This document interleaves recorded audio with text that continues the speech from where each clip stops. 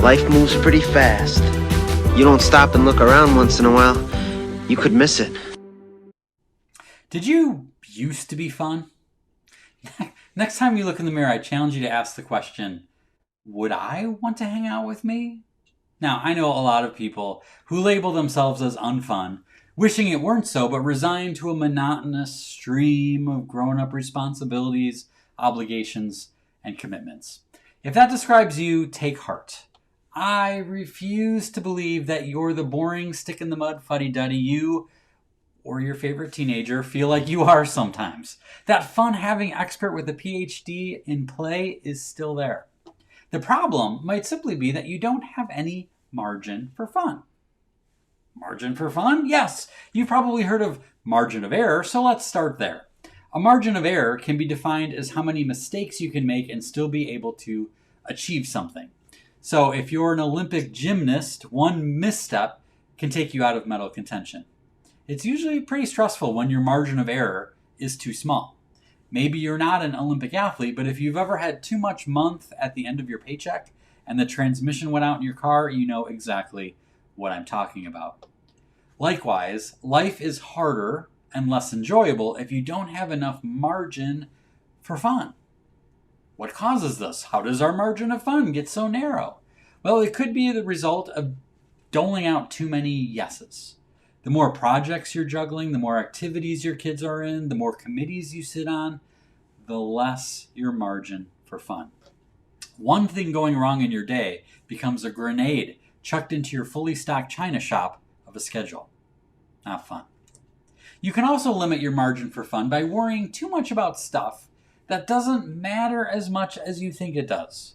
Now, you're going to have to do your own reality check on this one, but demanding anything close to perfection from, say, the cleanliness of your house, your kids' report cards, or your own self is usually an effective way to dramatically decrease your margin for fun.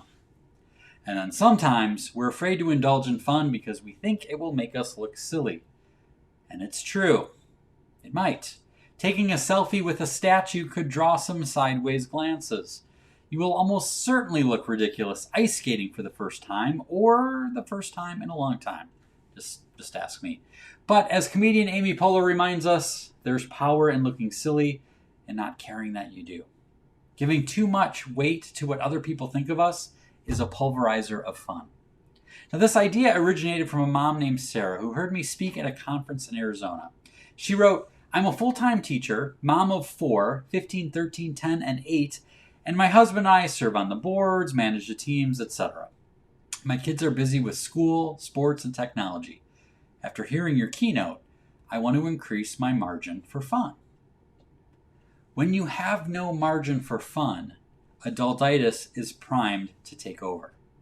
So, how does one increase their margin for fun? First, try dialing back on the yeses. Limit commitments, reclaim a Sabbath, or even one night a week. A tightly packed schedule suffocates fun.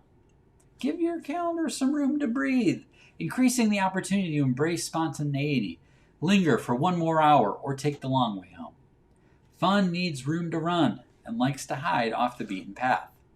Secondly, let go of perfection and lower expectations. Now, I'm not talking about letting everything go to hell. I'm not talking about not caring, trying hard, or doing a good job. I'm talking about getting really honest with yourself to make sure the standard you're setting for yourself isn't just a way of proving your worth or patching over some pain by trying to achieve some Pinterest-fueled fantasy. If something doesn't go according to your perfect plan, what's really the worst that will happen?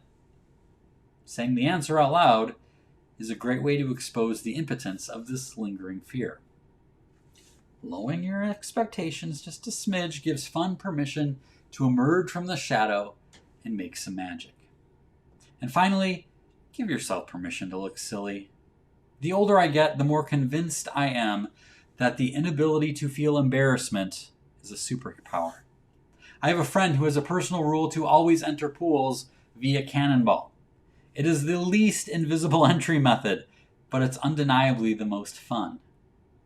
So why bother with any of this? Why work on increasing your margin of fun? Because you only get one life, friend. This is it. Yes, it can be hard, but it can also be amazing, and it's way too short to be so serious all the time. At the risk of stating the obvious, a fun life is a better life, a happier life, a less stressful life. They say the only certainty is death and taxes. That's because the fun is up to you. And it's closer than you think. You just need to make some room for it on the Ferris wheel. So I encourage you, I beg you, I beseech you, increase your margin for fun.